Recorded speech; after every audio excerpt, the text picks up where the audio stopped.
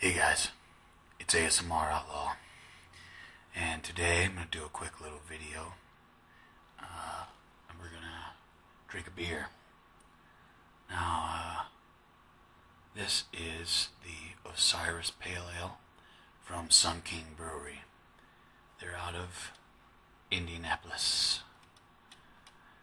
and I've heard a lot of really great stuff about this beer, and it just so happened at my local liquor store, I saw a 4-pack of these and scooped them up right away, and they only had one. So, pretty excited about this guy. The Sun King website describes this as a year-round pale ale, and I think they call it that because it's only 5.6% alcohol by volume, which to me means I can sit out on the patio and have 3 or 4 of these things and not fall down drunk afterwards. Depends on your tolerance, I guess. Really love the design of this can. Sun King does a really good job with every can of theirs I've seen. I've been very impressed, very detailed. You got these hops over here. You got the little, like a Mayan god or something there. And of course the Osiris symbol. And I really like the color scheme too. It's really cool. So let me read the back of this can for you, and then we'll taste this puppy. Osiris Pale Ale is an assertive West Coast style American pale, crafted by our brewers for our brewers. Osiris blends 3 choice varieties of American hops to create a spicy citrus hop punch that is sure to satisfy any hop head. Every batch of Osiris is dry hopped towards the end of fermentation for maximum hop flavor, aroma, and character. Really cool. A nice little touch there. Yeah, so let's open this guy. I'll try to get away from the camera here. Might be real loud.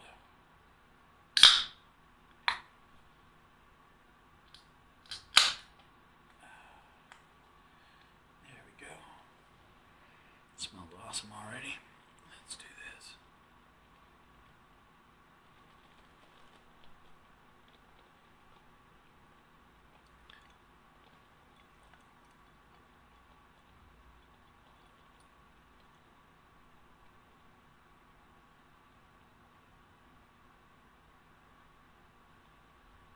Alright, there she is. Still a little left.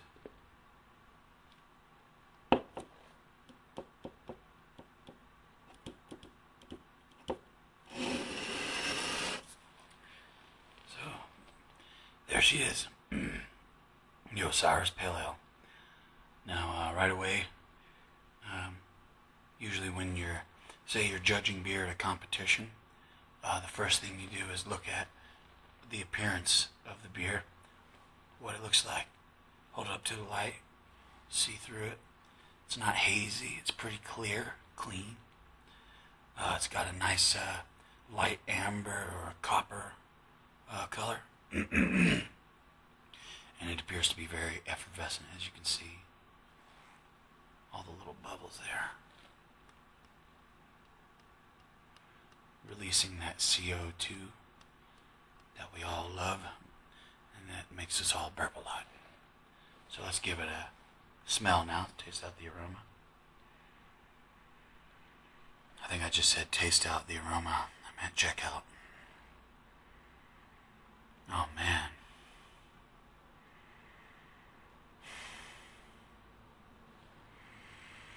Now, getting some grapefruit, orange, like a spicy note in there, as well as pine. Oh man. Okay. Let's taste it. Oh man, that's delicious. Right up front, let me get another one. So, right up front, the bitter hop qualities are very obvious. That really intense pine, a little bit of spiciness, and it kind of widens up, and you get that grapefruit about halfway through. And it finishes pretty sweet. There's that a lot of breadiness on the end. So the astringency and the bitterness of the hops doesn't stay. It punches you in the mouth, and then you get all those great citrus flavors, and then it becomes very sweet on the end, very bready. It's an excellent beer, excellent beer.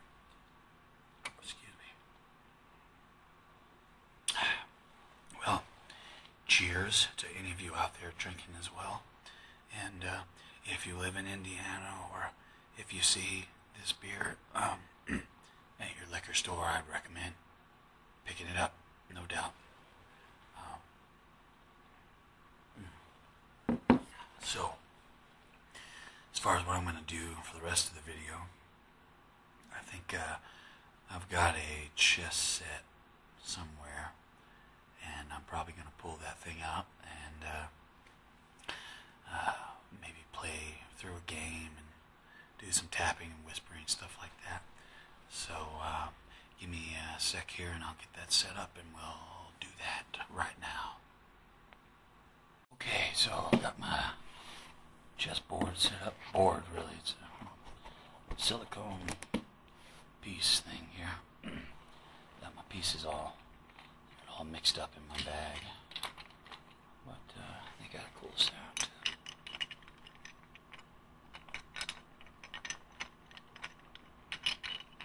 Pretty cool. So I don't have time to go through a whole game with you, but I'll just set the board up and we'll talk about what does what here. And I'll continue to drink this beer.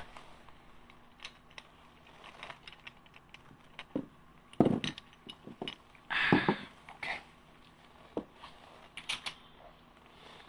So, if anybody likes chess, you should reach out to me, because I like playing a lot. I go out to the park or whatever, play with random people or my friends.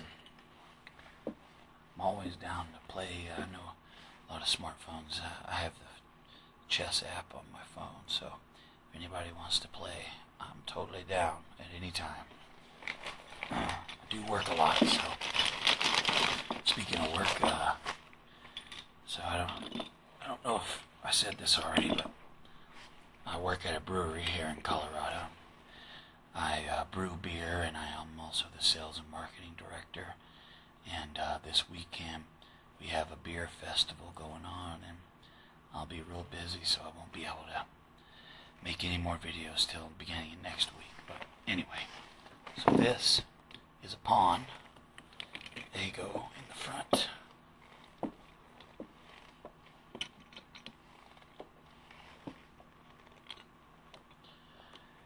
And it would appear I'm missing one, so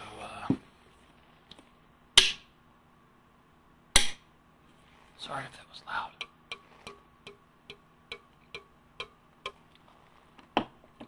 So, this is a new pawn. There we go.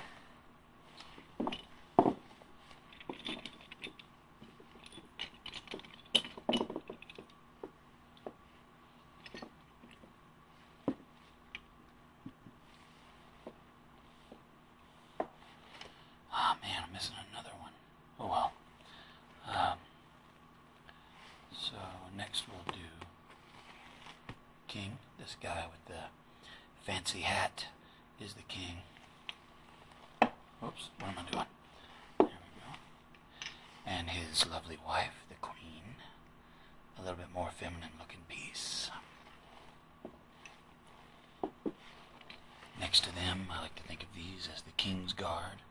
If anybody likes Game of Thrones, but these guys, bishops. They go next to the royalty. And then we have our knights. A couple cool little horses. And lastly, we have the rooks, which go on the end. Cool little castles. A lot of people call these things castles. Alright. And then an extra queen in case I get a pawn all the way to the other end. I can trade him out for a queen, which is a big time game changer. Pardon me while I have a sip.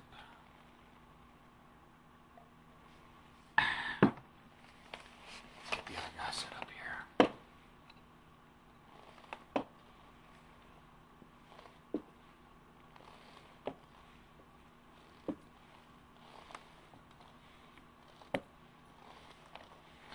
Okay, so now we have our board. Pawns are pretty crucial to the strategy, but I'm not going to talk about strategy. I don't have very much time left, but pawns on their first move can move 2 squares forward or 1 square forward. Now generally after the first move, pawns only go forward 1 square at a time. However, pawns can attack diagonally. So this pawn could move forward, or can move diagonally and take this pawn, or whatever piece. So they can only attack diagonally, not forward. And they can move 2 spaces once, the very first move that they make. Okay? Next is the rook. Now the rook can go any distance as long as it is not diagonal. So they can go all the way down, and they can go all the way down here, whoops. And that's the same way they attack, so pretty cool piece. And then we have the knight, which moves in an L-shaped pattern. I can show it to you here. He can move 1 space forward and 2 spaces right, or 2 spaces left. So he can move in an L this way, or this way, or he can move 2 spaces forward and 1 space right, or vice versa, to the left, or back. So he moves in this L-shaped pattern. Cool thing with the knight is he can jump over pieces, which is very handy.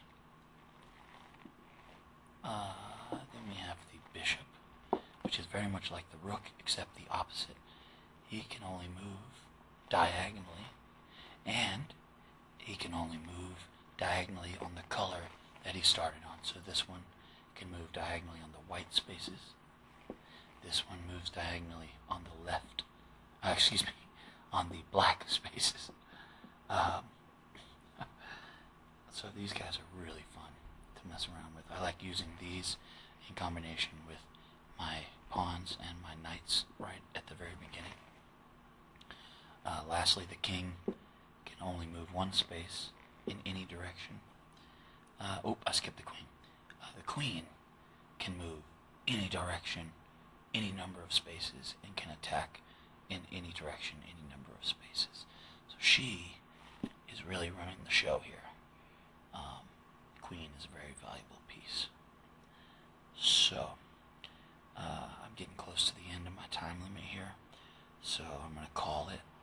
But you guys let me know if you have any suggestions, requests, or anything like that. I'm open to all of them. I think the next video is going to be, I got some really cool knives that I'll show you guys that I really like. They're really old knives.